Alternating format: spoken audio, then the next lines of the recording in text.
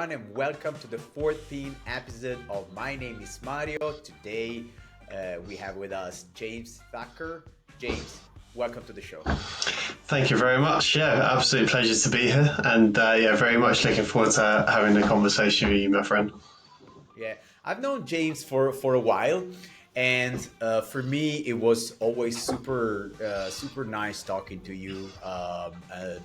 To him, sorry, talking to the to the audience, but it was super nice talking to you. You've always been a great person. No, of course, we work in the same industry, video game industry, so like we have lots of things in common, right? Video games, etc. But every time we met, it was always very you came across as a very kind person.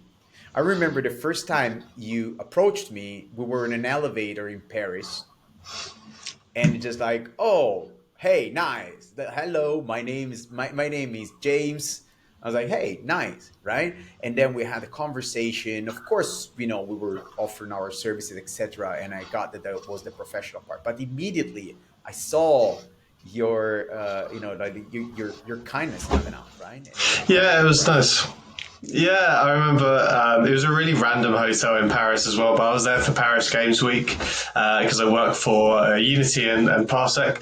And it was a happy coincidence that we were staying at the same hotel. And then fortunately, we've managed to into each other a lot at the games conventions that we go to. And the feeling is mutual. Every time that I've had a conversation with you, it's always made me feel good. So no, it's been great to know you. It's been great to know people like you in the games industry as well. They're full of really interesting and kind and generally warm people. It's a benefit of working in an industry, I guess. Right. Isn't that amazing about our industry? That you just go to conferences, and of course, not everyone is kind and nice and warm and gentle, but there is an incredible number of people that they are like that. And in my opinion, that's fantastic. I mean, I've been in different industry. I've been in the automotive industry, and it's completely different. I know many people from the pharmaceutical industry, and it's a complete different thing. When you are among them, it's not the same thing. So it's incredible, the cluster of nice, good people that there are in our industry. I don't know how you feel about that. Yeah, I guess you can't be surprised if you think about what our industry is trying to do, is trying to bring creations and pieces of art, works of art into the world to bring more joy and happiness. And usually those projects are fueled by passion. So when you have people that are trying to bring joy and happiness into the world, fueled by passion, then you're going to have so many great people in an industry all wanting to share ideas and be just super excited and enthusiastic about games and talking and progressing the industry further, because at the end of the day we're trying to do something fun and fantastic for everyone, right? Incredible. Yes, I agree 100% with you. And so now, because like this would lead us. So the first time, not the first time, like the last time we met, it was like Nordic Games, and we had this incredible conversation about men's mental health. And that's, of course, where I want to go. But first, we need to know who James Thacker is. And so, as usual, this is what the AI has to say about you. Welcome to the 14th episode of My Name is Mario. Today, we're joined by James Thacker, a passionate sports enthusiast and dedicated family man with a deep love for travel and culture. Born and raised in Hertfordshire, UK, James has always had a strong connection to sports, particularly rugby, which he has played semi-professionally since the age of 23. His love for the game is more than just a hobby. It's a core part of his life that teaches him the values of teamwork, leadership, and perseverance. Currently playing for Hartford Rugby Club, James has spent nearly a decade on the field, previously with Bishop's Stortford Rugby Football Club. Family is at the heart of everything James does. He treasures the time spent with his loved ones and considers it the most important aspect of his life. This deep connection to family also drives his passion for learning new languages. James is currently learning Portuguese to better connect with his fiance's Brazilian family.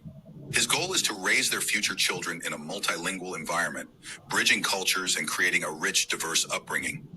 James's love for exploration goes beyond the rugby field and family gatherings. He's an avid traveler who has set foot on every continent except Antarctica.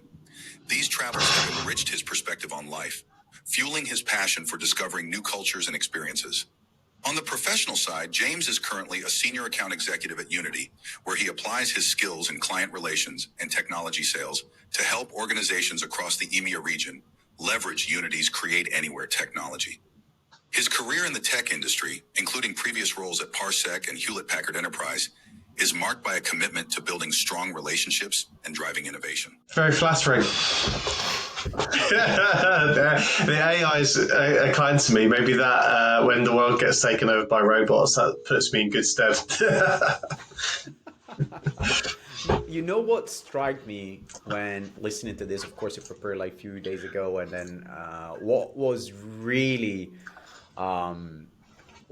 really leaped at me. It was the fact that we have so many things in common, me and you. And starting from, I don't know, like family man. I also am very dedicated to family.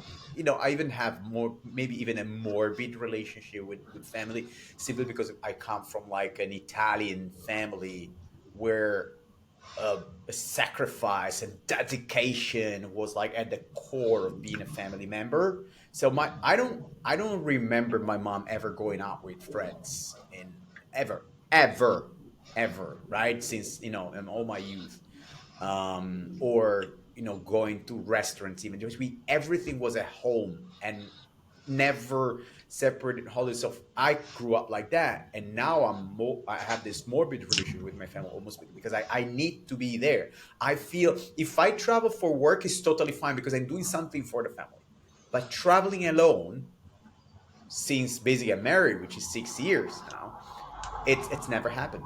I can't do it. I feel terrible in just going and visiting a friend and staying out for like 2 nights, because it's like, so, and I have that. And do you have something like that as well, or not? I think at this present moment, with well, I'm still building a family myself. So Letitia and I got engaged earlier this year, and I know we're going to talk about that. Yeah, so super excited and blessed and grateful for that. But we're still in a young period of our life where we are still very much living individual lives, but together. So Letitia is very busy professionally. She will stay away for work a lot. Same with me. So we're doing loads of things together. Like both our lives are super crazy. But then when it's come to how I grew up in my family environment, we were always super, super close, really tight knit. And I've learned from my grandmother and all people, really influential people within my family, that family comes first. Now, throughout your life, you obviously have peaks and troughs of maybe family engagement. So when I went away to university, that's maybe when I was a little bit more distant from my family. But then you find your way back, and you find out over time through maturity and growing up what actually the most important parts of life are.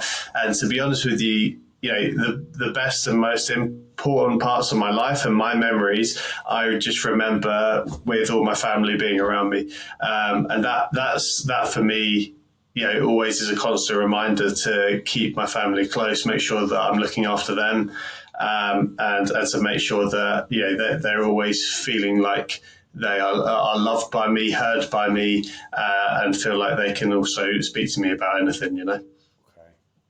Wow, it's really nice. It's really good to hear it. It's really good to hear. Um, but that's I can perfectly relate with that. And I have to say, I enjoy every single moment with my family. Like, I mean, I like it. It's something that I enjoy genuinely. I have plenty of friends. Some Italians, some foreign, mostly foreigners, few Poles, and and they, all of that. They have this thing where every now and then they need to go and be somewhere else, and it's great to do it. And actually, it's something that I'm jealous about because I don't have it. I don't need it. I don't go. I feel bad. So, but that's something that they all have. They actually need their space from the family, from their kids, from their wives, etc., etc. and I'm just genuinely jealous because I wish I had it. But and and then there is another thing that well, all the things in common. Você falou que está aprendendo português de Brasília. How is your Brazilian Portuguese? Eu falo um pouquinho, mas não todo. Yeah, it's going okay. I've been learning it for about a year now using Duolingo. So the probably rate at which I'm learning is probably not as quick as if I'd done like really concentrated courses. And I also think that I probably need to be speaking it around the house a little bit more because I'm someone that learns a lot more by doing. So Leticia and I probably need to start speaking a little bit more Portuguese in the house. I think it maybe would be beneficial for us to spend more time in Portugal. It would be lovely to spend more time in Brazil because it's one of my most favorite places in the world, but expensive and quite far away. So yeah, I think for me, I just need that benefit of repetition. But I'm really enjoying it. Really enjoying the journey and exploring Portuguese, and because I have a history of languages, I learned French and German at school, and then I've you can kind of see some similarities between some of the languages and especially the Latin languages. So yeah, no, I just enjoy piecing the linguistic jigsaw puzzles together. Okay, no, yeah, absolutely. I ask you because it's a language I adore. But if I give you and everyone who's listening or watching a great suggestion, and I speak six languages, so that's something I'm very proud of. Is the one gift that my mom, or for those who believe in God or the universe, gave me, is like the ability of being able to repeat the sounds that I hear very easily because I have a musical ear, so I'm quite good with languages. I learn six languages. The one thing, the one little trick is, don't drop Duolingo, even though, in my opinion, it's almost useless. Everyone is using it, and I think it's useless. You learn nothing. I don't know a person, and I'm sure there are some out there, but they learn a language. You do a lot of everyday thing, and then you do it for a year, you realize you don't know shit. You cannot put that. So keep Duolingo, but at the same time, do this every day or every second day, every third day, depending on what. Write yourself sentences from scratch and possibly increase the length of the sentence the next day or the day after. So, if today I say the water is in the mug. Beautiful mug, by the way. Yeah, beautiful mug. The water is in the mug, and then you write it, right? So let's say I'm learning English. The water is in the mug. This is simple, and then the next day you will expand it. The water is in the white mug. Then the water is in the white mug with a picture on it. The water is in the white mug with a picture on it, and inside is yellow. The fresh water is in the white, blah, blah, blah. And then you have it written in front of you, and just make it bigger and longer in the white thing with the logo that I took. And then you're gonna be, after a month, have such a long sentence, right? Super long. And guess what? You fucking know it by heart. That means that every word, and the composition of this sentence, you made it by yourself, so you can perfectly reproduce it in another environment, like with a different subject. It's incredible. It really works like magic. I love it. Yeah, and I think I want to give that a go.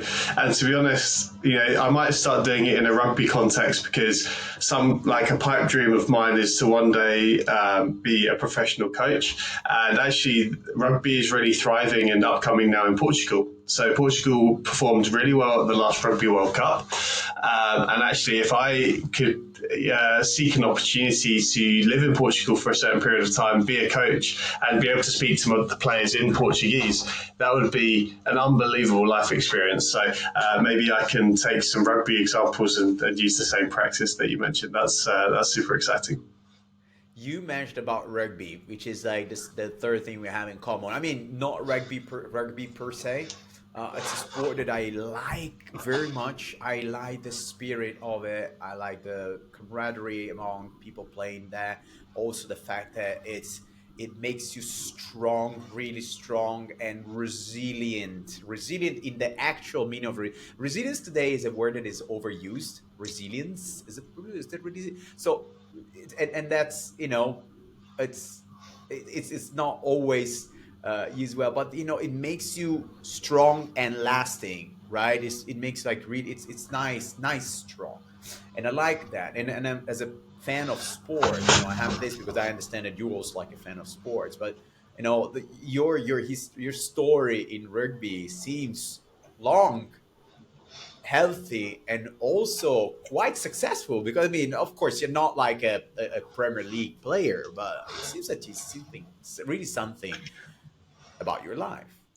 Yeah, for sure. So rugby's been part of my life for as long as I can remember. Really, I first started when I was 8 years old. My dad took me down to a local rugby club when he started playing tag rugby, and being a bigger kid, it was something that I wasn't really good at because I couldn't get out of the way quick enough of people taking the tag, because the smaller kids used to be a lot quicker. But then as soon as we started getting into contact, that's where that was my forte. And over the years of playing, I've always been completely obsessed with sport, and I always took it very seriously. I wanted to, sport was where I got into my flow state as quickly and as easily as anything. And I remember just progressing and progressing. And then when I got into my teenage years, I started playing for the county. I got picked up by the Hertfordshire School of Rugby, which is where they take specific talent to go and develop them for the county and also for future development. And it was at one of those sessions with the Hertfordshire School of Rugby that I was first spotted by a Saracens Academy coach. So people that are unfamiliar with rugby, Saracens are kind of the elite tier of English rugby when it comes to the Premiership, the top league. Saracens for a long, long time were the best team in the country. So to be part of that setup and that academy for 4 years was an extreme privilege, one that I look back on with extreme fondness. I had some unbelievable experiences with them. I went on tour a couple of times to Wales, which was fantastic fun. We went camping and we did surfing and all these kind of thing, as well as playing some Welsh teams. And then also the training experiences every summer, being around professional Saracens players, being in that environment where you were treated like a professional and you were expected to behave like a professional, even from a very early age. That was something that was extremely motivating for me and gave me some incredible experiences in my rugby life at an early age. And then that gave me the motivation to continue to develop, continue to seek out that path, which has kind of led me through university and to where I am today. But that's where it all started. Wow. Tell me a little bit more about your rugby life and the things that you really enjoy the most as a person. So I'm interested in really hearing something about you. What makes you feel happy when you play rugby, or not only when you are on the pitch, but the whole realm of rugby, being with your friends, or what makes you happy to go to those trainings? Yeah, so there's a few things. I actually have enjoyed training more as I've got older. I think when you're younger, you do training out of necessity because that's what leads to the game. And the game is where you get to score the tries and you have the competitive element. But training for me is actually become way more enjoyable for me because it's the crafting of your tools and your weapons as an individual, and you can see and feel yourself improving all the time. That's something that I really love to see in myself. But also, training is a fantastic opportunity during the week, especially you know what it's like to have a corporate job or just a job in general where all of the frustrations of your week and your life for an hour and a half completely forgotten about. So I don't think about when I'm on the rugby pitch. I think about nothing else than I need to catch that ball. I need to hit that ruck. I need to make a tackle.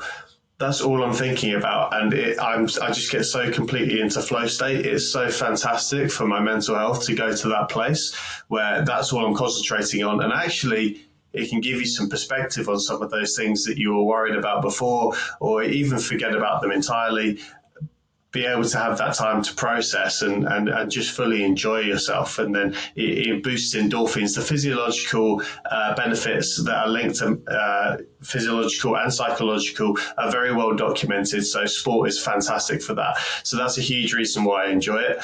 And then another huge part is the camaraderie. So unfortunately, I've been injured for a little while. So since February 2023, I've been struggling with a knee injury, and I had an operation last year in August to correct that. And so last year, I actually spent all of the year coaching, which still meant I was involved with the rugby team, and it was actually a fantastic experience for me from a coaching aspect. But I was one step removed slightly from that camaraderie aspect. It's a different relationship when you're a player. So when you have that locker room banter and you're out on the pitch and the little conversations between training drills, and when you're actually involved in the game altogether and you have that shared experience, there's nothing that brings a group of men, at least from my experience, tighter and closer, and a tight-knit group, and you can have that shared camaraderie and that fun together than on a rugby pitch. And so that's another huge reason why I absolutely love rugby. I love the training aspect of it, and obviously game day is the pinnacle. It's super fun. That's Yeah, that's also what I always liked in also when I was playing football in my youth. That was the thing, right? It takes you out of any other problem you may have, especially like I had a very hard situation in my life. My life was not very easy, and then going and training football, even though it was like hardcore, right? Especially like exactly like in rugby, it's open, so it's outdoors. So if it rains, it doesn't rain, or it's sunny or not, that you always train, right? You sweat like a MF, or like you just like, or you're all wet, and then there is mud also, with the muddy beaches. That was terrible, but still it was fun to go there. From the moment you enter, say hello to everyone. Hey, how's your knee? Hey, how's that thing? How's your brother or sister? And then you take all that camaraderie with you throughout the whole training and on the beach. And then actually that also what builds a good team. I think even more in rugby than in football. Like the closer you are, the stronger you become. Is that fair to Yeah, say? 100%. And I think I'm a huge football fan as well. I'd say that there's some key differences, though, between how football teams operate and rugby teams operate, because with football, you can have really strong areas where, one player like a Lionel Messi can win you a game single-handedly, even though his defence might be comparatively weaker. If the whole 15 rugby players are not operating as a unit, and there are chinks in the armour when it comes to defence or attack, then the whole unit falls down. So it's so important that everyone is super tight knit, that we're all singing from the same hymn sheet, and everyone has that good chemistry and knowledge and understanding of each other, because a rugby team only succeeds when it's all together.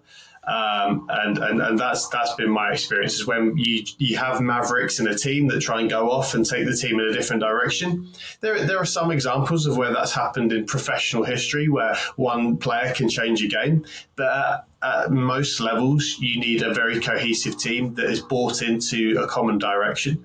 And actually, that's a fantastic thing about being part of a rugby team, is that you learn how to operate in a unit, you learn how to communicate with others, you learn about others, but you also learn a lot about yourself, because I've operated in teams who have extremely challenging individuals to get on with, but you have to find a way, to all strive for that common goal, and obviously we know the consequences if you don't. So you learn a lot about yourself, you learn a lot about others and how to communicate and interact with them. When your emotions are super high, as you can imagine, on a rugby pitch, your emotions are all over the place. You're like having to make a tackle, and then you have to talk very politely to the referee, and then you have to take the ball and crash into someone. So my emotional chart is all over the place when it comes to rugby. So actually, how you manage that is a huge challenge. But yeah, it's been wonderful to kind of explore that throughout my career.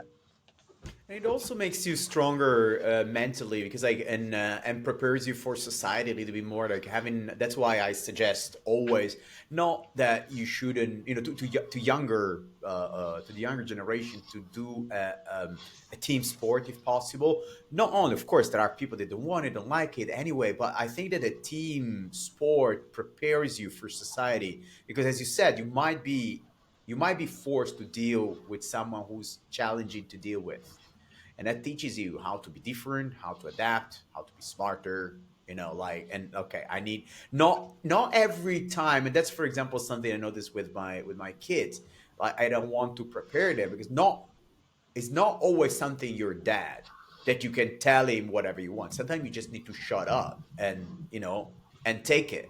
There is a moment to talk and express your opinion. There is a moment also to shut up because like society is not like a family exactly. It doesn't work like that. So that's very important. That's something that a team sport. But there is like one thing that please go Then I have a No, question. I was going to say that it also just teaches you some incredible values and but also how to lose, how to experience setbacks and have to come up with solutions very quickly. I think in society right now, there are actually very limited opportunities where people get to experience failure and setbacks in a safe environment. Now, at the end of the day, if you lose a rugby game, the world's not going to end. Life goes on and you have a rugby game the next week. However, what it's going to teach you is, okay, how do I deal with that? How can I learn from this? How can I emotionally process setbacks and mistakes in the most positive way? And those values and those lessons are so transferable to so many different areas of life when it comes to relationships, friendships, especially work, because life is going to have so many speed bumps and obstacles, challenges, and setbacks in the way. So, rugby gives you an ability, or sport in general gives you an ability to learn those lessons every single week, put them into practice. And then, and to your point, it's so important to get into sport to some capacity at an early stage because I think there are so many lessons that can be ingrained in you from a kinesthetic, actual, like learning and doing way. Yeah. I have before we were talking about also being like in the team and adapting and emotions especially. So so just a question that challenges the traditional notion of masculinity, Mm-hmm. particularly in sports, where discussing emotions and mental health can be seen as a weakness, right? And why do you think there's still such a stigma around men discussing their mental health, especially in sports community like rugby, football, but also in the video game industry, in every industry, professionally, I would say, why there is such a stigma, and do you believe this tough guy mentality is harming more than helping men? Yeah, I mean, why there's a stigma is so multifaceted. I think, unfortunately, still there seems to be almost a punishment of when people decide to express themselves or when they decide to share. I think from a professional standpoint, some of that is still punished, and it may not necessarily be from a formal point of view from your company. They may not punish you for sharing something, but definitely from a social point of view. And I think it can be subtle things like outcasting and pushing people away and disassociation. So I think that that's a huge challenge that we have, is because people are inherently fueled by fear, and when it comes to a pure biological point of view, we are herd creatures. We are people that belong to a tribe. And so biologically, we fear being on our own. And if sharing is seen as something, or if being open about our emotions is seen as something that is going to make us an outcast and isolate ourselves, then biologically, we are not going to want to do it. We are motivated to not share. So the thing that needs to change is our perception around, okay, what does it mean to be vulnerable? How can that actually be helpful? Because I don't think there's the education there. I think because of generations of learning and, household conversations not really being positive around the idea of being sensitive, emotional, and open, then that's going to be so embedded in so many cultures out there. And I know it is in the UK. That's all right. I know that we suffer that challenge, especially in the UK. It's very strange because it's all good. All good. Sorry for that. Sorry. No worries. I can repeat the last little bit if you want. I don't mind. Yes, please. It's strange because I put it actually on sleep mode and then it still rang. Yeah, no stress. But yeah, so like I was saying, I think from a cultural point of view, from how we've been brought up and how generations have been brought up, especially in the UK, we have an immense challenge around how do we broker that conversation? How do we see people being open and vulnerable and exposing their emotions and being honest with how they're feeling? How do we turn that into a good thing rather than seeing that as something that overwhelms us or something that we don't know how to handle? And I think there's an immense education piece that needs to be done, especially at local levels where you're targeting specific communities, learning their language, how they want to communicate, what being open and vulnerable really means to those communities. And then from there, once we have that education piece around how people can interact around the conversation of mental health, only then will we see some forward progress. But we're making good strides, I think, as a society. You think so? I think so. I think from a holistic point of view, the mass awareness of things like mental health and mental well-being is becoming a lot more prevalent on government radar. The National Health Service, but also most sports clubs, professional organisations will have some element of their strategy or an inclusion of something to do with mental health, whether that be mental health first aid courses, whether that be just spreading general awareness, or even from a manager promoting better well-being practices. I think that those things are slowly starting to come in. I think the big challenge that we have, though, is some people are now getting to the point where they're showing apathy towards those conversations. And that is, I think, probably because since COVID and probably since before COVID, we have had an intense period of social activism and social justice preaching in the world. And I think the term mental health has been so overused, diluted to a point where when some people hear it, they'll switch off immediately. And that's a huge challenge because we need to help guide that conversation in a new way that's going to invigorate people around the topic of mental health and well-being. I actually, speaking to my therapist about this, we have both kind of agreed that mental health is probably not the best phrase that can be used around the topic of mental well-being. And also there's some immense confusion around what mental health actually is. So I'll give you an example. One of the rugby players in my team, he said he was describing someone who was maybe struggling, and he said, "Oh, they've got mental health." And I said, "Well, what do you mean?" He said, "Oh, they've got depression." I said, "Well, that's not mental health. That's a mental health problem. We've all got mental health.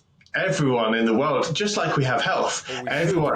We should have mental health. But so we all have mental health, and whether people are struggling with their mental health or whether they're thriving with their mental health, you'll fall along some kind of spectrum.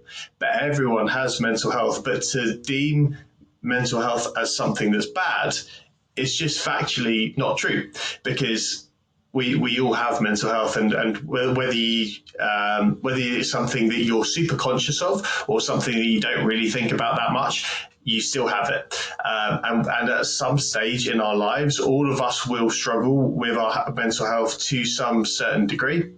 So it's important to be aware of. It's important to kind of be present and aware of it and educate yourself of what mental health actually is. And then we can have the education piece around how to make sure that we're looking after other people's mental health. We're looking after each other as a society, having those Yeah. positive conversations. Like before you were talking about this, the switch off whenever we talk about mental health, and what I was wondering is like, is it about mental health in general, or more specific about mental health? Because or is there any discrepancy? Is it the same, or is it even worse when we're talking about men's mental health? So I definitely think that men are worse at talking about it.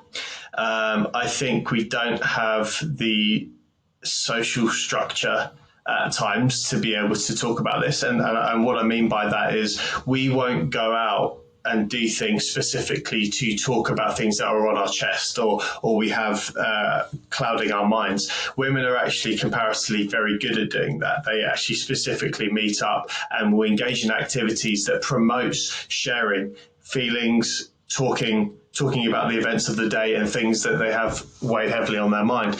And so when it comes to men's mental health, we see even more of a challenge because of the stigmas, because of the challenges of what it means to be a man. And there's actually a fantastic book called Man Enough by Justin Baldoni. I recommend it to any man to read because it smashes down. Send me the link or the name, so we're gonna put it here in the description of the episode, so people can click on it and read it. Myself, I will. Yeah, absolutely. And for me, it's one of the most impactful books I've read because it smashes down previous conceptions of what it is to be a man, but also it helps us to understand where some of these ideas have come from. And I'll give you one example, and this is it's kind of stupid, but when you actually think about it, but and I don't know how well this will kind of go into the podcast, but when you're young, at least I know when I was going through school, if you're getting changed in the changing room, there was a judgment of the size of a man's manhood. And Justin Baldoni talks about this in his book. And the size of a man's manhood, youth believe, directly correlates with how much of a man you are, which is crazy, right? But actually, these conceptions can have so many negative knock-on effects when it comes to thinking about what a man is later down the line.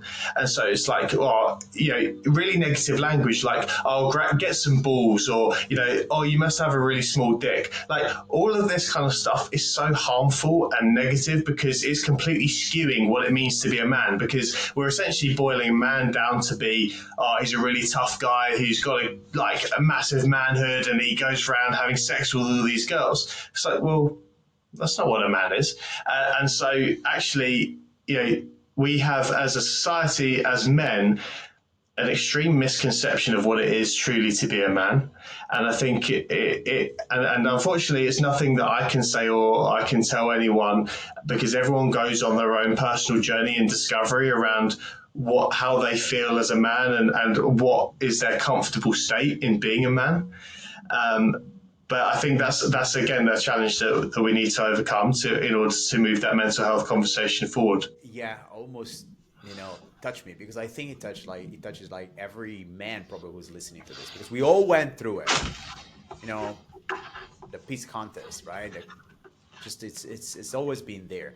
And then the reason also why I asked you before, the reason why I asked you before also, like, if there is any specific men's mental health is seen even in a pejorative way, or is seen like even the people switch off even more, is because there is too little talking about that in our society.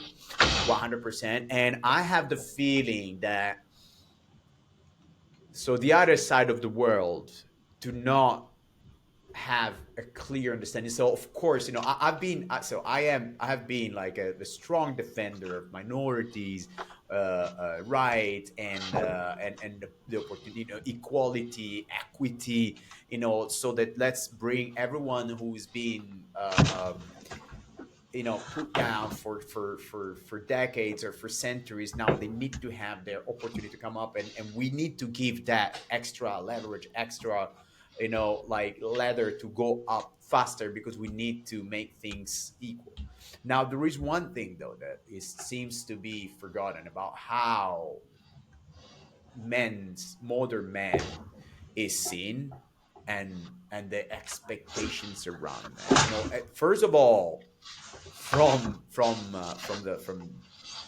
men's around them, right? As you just expressed before. But then the modern man nowadays, or the expectations around the modern man, is that you need to be like the traditional man, but also the modern man. So nothing.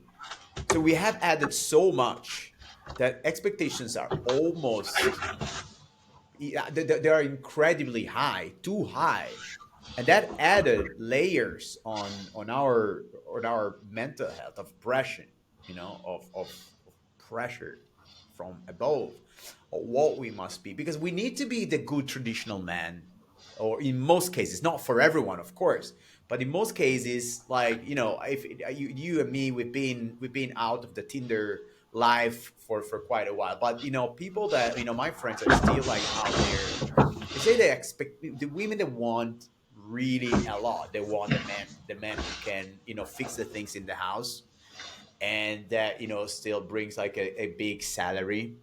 But also they want, and then, they can do all the manly thing. If a car breaks, it's your responsibility. Go take it to the mechanic, and etc. etc. All those things. So be strong, be cuddling, protect me.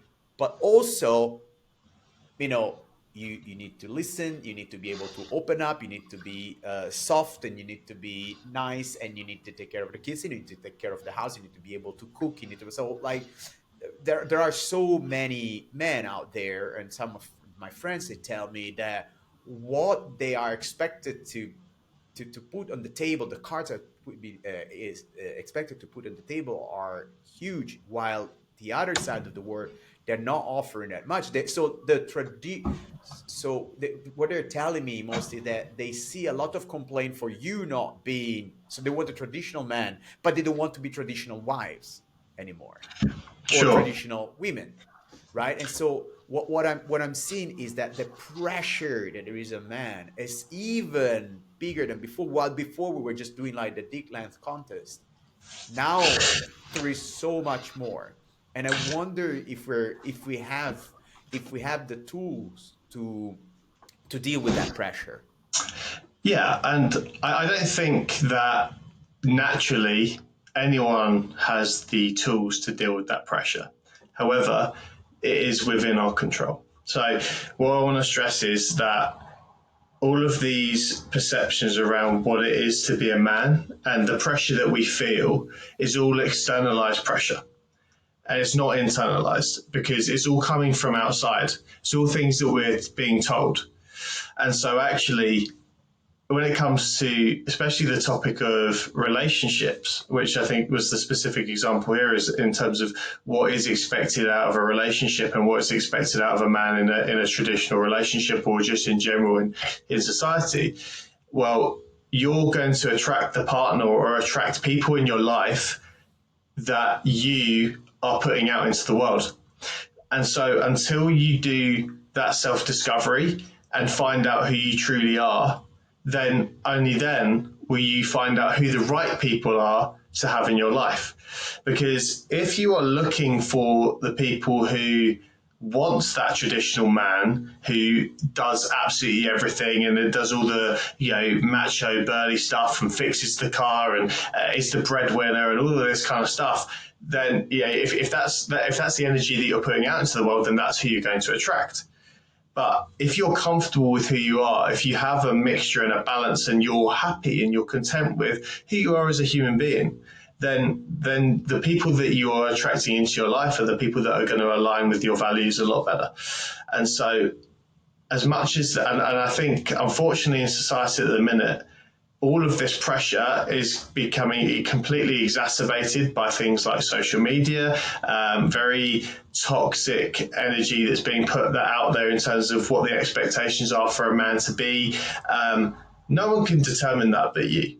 Okay, so I think no, you shouldn't be listening to people and being guided by what external perceptions are and what a man should be. Only you can determine what kind of man you want to be, and I'd encourage people to go on a journey of self-exploration around, okay, who do I truly want to be? Who am I truly comfortable as a human being?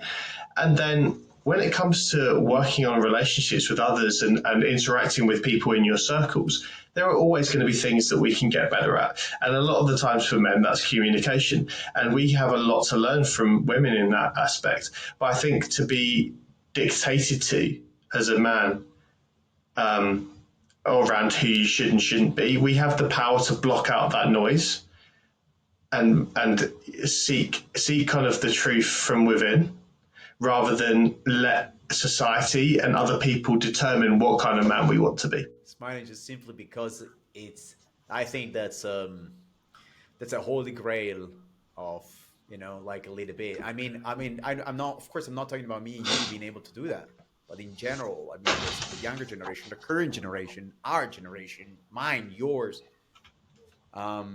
And the same is for women, right? They have the same problem when they say, how can I fight with the type of with what's portrayed of a woman on social media and everything?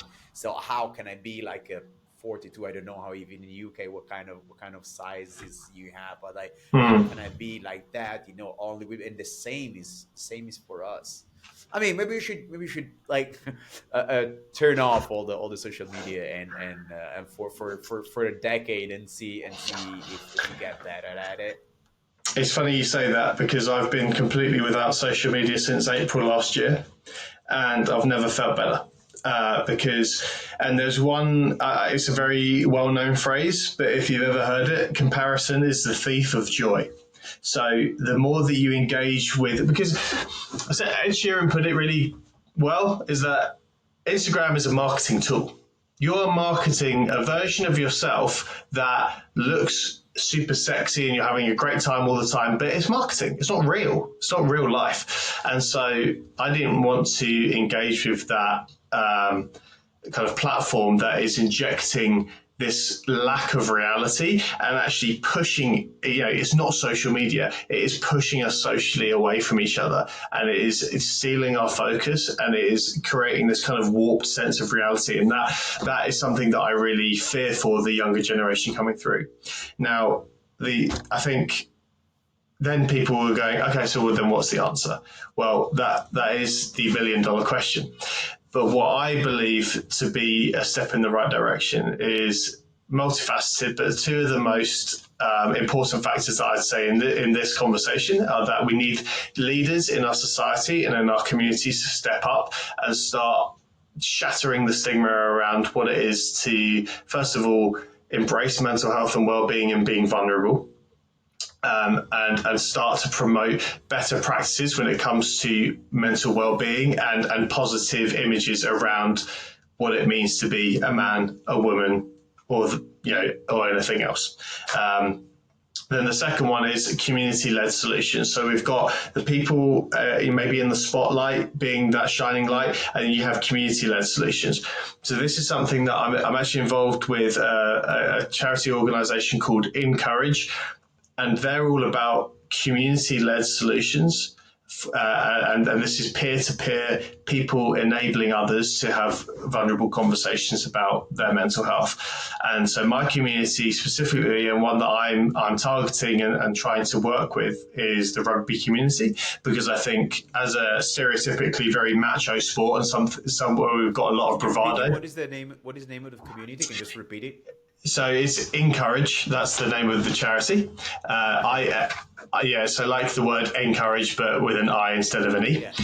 And so what I'm trying to do is find a way as how can we progress this mental health conversation within the rugby community beyond what's happened already, because there's already been some really positive strides, but how can we turn the topic of vulnerability into a strength? And one of my core beliefs is that vulnerability will cause so much more strength in a unit. It traditionally was seen as a weakness and seen as, someone being emotional could be seen as being weak, or a weak chain, or whatever, because they're emotional, they're unstable, they're volatile.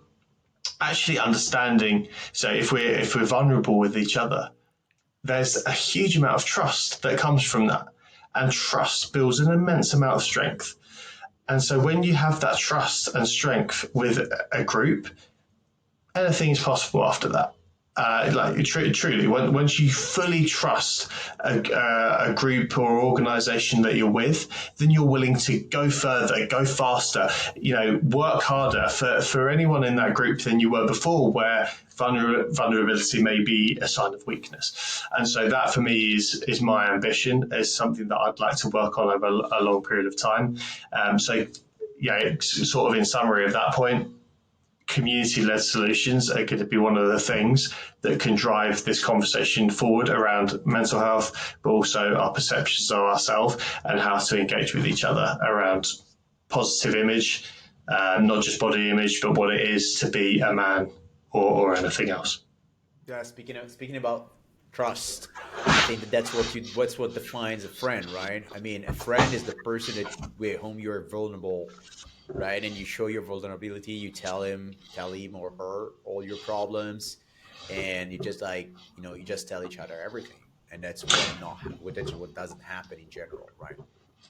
Yeah, I think it definitely is a strong part of friendship. But what I would stress is that you don't necessarily need to be friends with someone in order to show that vulnerability. And there are examples as to where I've seen people who I might be part of the same rugby squad with. I'm not best friends with them, but we're teammates. But you can tell from their body language and their facial expression and maybe their energy that they're not having a great time. And so actually by inviting them to be vulnerable with you, asking how you are, okay, how are you really, and really inviting them to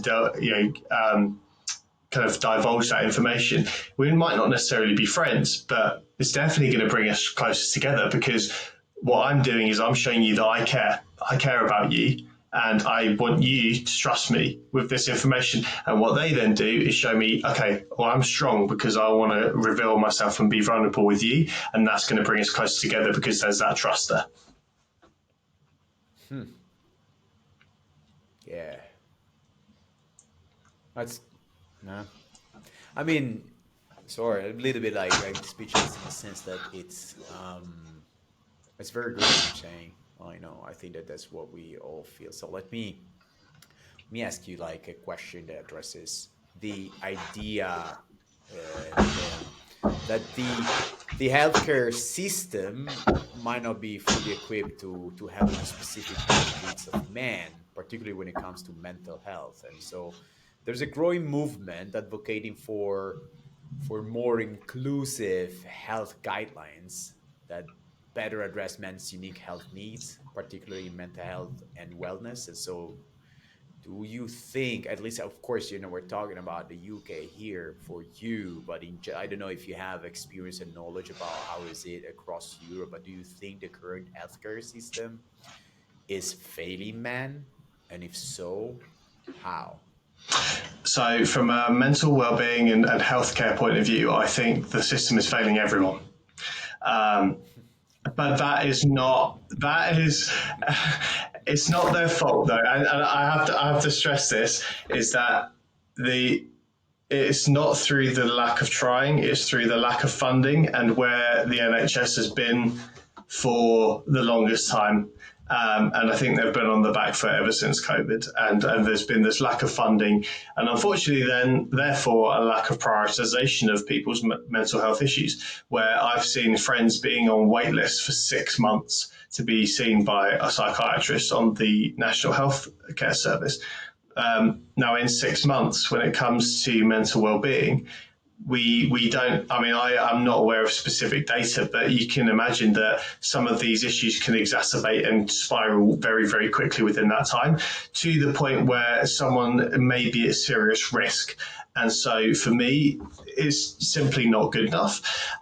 Now, I don't know what the situation is like in different countries, but I know that comparatively, compared to maybe some other countries in Eastern Europe, where the perceptions around mental health may be slightly different to the way things are in the Western world, I can imagine that they are suffering or maybe experiencing similar challenges that we are. And so it kind of goes back to my point. We're going to see the biggest movement forward in this conversation through community-led solutions. I don't think we can afford to wait for the healthcare systems to catch up. Now, of course, there are options around seeking private treatment, but people can't necessarily always afford private treatment. So really, it's actually exploring, okay, what other avenues are there that I could potentially see or seek out to benefit my mental health? And these could be things as simple as meeting up with a group every week for a specific purpose. Maybe that's a reading group or a sports team or a coffee club or whatever it may be. Somewhere that fosters an environment where you're encouraged to share and be vulnerable and talk through issues and problems in an environment where they're supportive of those ideas. It's very, these kind of things are not impossible to do. And they're not impossible to create for our leaders within communities and go out there and do. And I think truly, in order to move the conversation forward, it is going to take some action from us as people to make the situation better. Gonna ask you one more question, and then I think probably it will be the last one. But it's more about, do you think that also like an impact? So I wonder whether the societal focus on physical fitness, especially in sports, might be, how can I say, might be detracting from other crucial aspects of health, such as mental and emotional well-being and blah blah blah. Right, what we've been talking about for the past like 30 minutes. So some argues that, myself too, also, some argue that the focus of men's physical fitness and sport can sometimes overshadow other important aspects of health, like emotional well-being, blah blah, life balance, for example. Do you think that this emphasis on physical health is sometimes at the expense of a more holistic approach to men's health? Yes and no. Yes, because I think that if you are someone who is inclined to build a physique or to look the way that social media or society deems to seem attractive or whatever that may be, or if you're doing something to aesthetically look amazing, but that might be at the detriment of your inner health, so your cardiovascular health, and your mental health, then that is a problem, in my opinion. If you're trying to do something that is only good for the aesthetic, and it's actually at the detriment of other branches of your health, I think that is a little bit of a problem. And I do think some of that is being perpetuated in the media, where it's like you must have bulging biceps and pecs and a six pack as a man, or you look shit. Or if you, as a woman, don't have Kim Kardashian's ass, then that's a bad thing. So that for me is unhealthy. I don't think if you're exercising for those intentions, or if you're being fueled by toxic motivations, then that's a problem, in my opinion, again. However, on the other side, no, I don't, because exercise is so intrinsically linked to mental health. And so the physiological and psychological benefits are very, very linked. So if you're exercising in general, then the likelihood is that you're going to have better mental health than if better well-being than if you don't exercise. So regardless of what you're doing the exercise for, if you're doing some form of exercise, that's still good. But I would say that it's important to address what your motivations are and to really prioritize your actual health, your heart health, and everything that's going on inside. Obviously, it's fantastic to look, if it's fantastic to look sexy and muscly and all these kind of things, but make sure you're doing it for the right reasons, not just because you want to fit into a mold that's being perpetrated on social media. Wow. Like if I had a mixer here, I would put like the applause, like the fake applause. But let's say I will tell you what's happening after what you said. Mario would just do this. Look. Bing. I Great, love it. great. So like that's this is actually a toy that I found randomly on the street of a small city in Italy. There were people with like the stands, and they were putting their random things, and they found us like, wow, it's beautiful. It's Mario that behind has a little lever here, and then you're like, tick, and that's it. Fantastic. I love It's it. beautiful. It's beautiful. I sell it for 1,000 euros. The auction starts from 1,000 euros. Go. Well, I mean, listen, yeah, it fits in perfectly to the brand, right? So there you go. Yeah.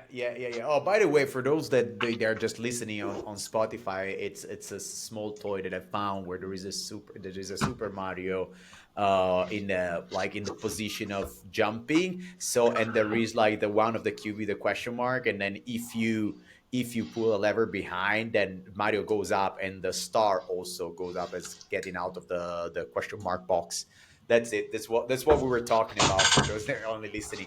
But well, I think that was incredible. Like this conversation was so smooth, so great, and also we talked about something that I was looking for the right person to come to the show to talk about this. And definitely, I remember from when we were in Malmo, I saw your passion about this topic, and you remember that I told you, hey, would you be? I saw it. I saw that you had a light in your eyes saying, I care about this. This is important to me. I want to talk about it. The way you jumped on it. And I saw it, and I saw like that's also a topic for me is very important. So I want to, and I ask you immediately, do you want to talk that on my show? And I'm happy that you agreed. I think it's very important that more people or institutions should talk more about this. Yeah, I think no, I really appreciate the opportunity to come and speak about it because I think, I mean, I'll take any opportunity to talk about this because it's something that's very close to my heart. I also recognise that as much as I'm not influential or influencer rugby player or anything like that, but I also know that rugby is like seen as this macho sport and whatever, and I want to be an example for people that despite me playing a quote unquote macho sport or whatever, that it's okay, and I feel very comfortable in talking about mental health and my and being vulnerable and my insecurities and things that I have got going on as well. Like I want to be someone who can spread that example to others and say, hey, man, like it's okay. I want to hear what you have to say. Let's talk about it. Yeah, let's talk about it. Man, out there, let's talk about it. We all have our issues, and it's fine, and it's totally fine to talk about those. Let's do it. Let's not keep it inside. We all sharing probably the same type of issues, so let's just do it. At least among us, it's totally fine to be vulnerable. And with that, we need to close the show for today. So thank you once again, James, for coming and to the show and talking to us about this important topic. So thank you. Yeah, absolute pleasure. Thank you for having me on, and yeah, it's been good talking to you as always, my friend. Okay, so this is all the time we have for today. Please, please, please, please, please remember to like it or to put a comment. The algorithm nowadays is crazy, just so you know. So just subscribing is not enough anymore. Now in all your videos they need, but it makes sense. So please, please, please, please, if you can, if you got to this point, you need at least to put a like. It costs you nothing, but it means a lot to us. Thank you very much, and see you next time. Bye.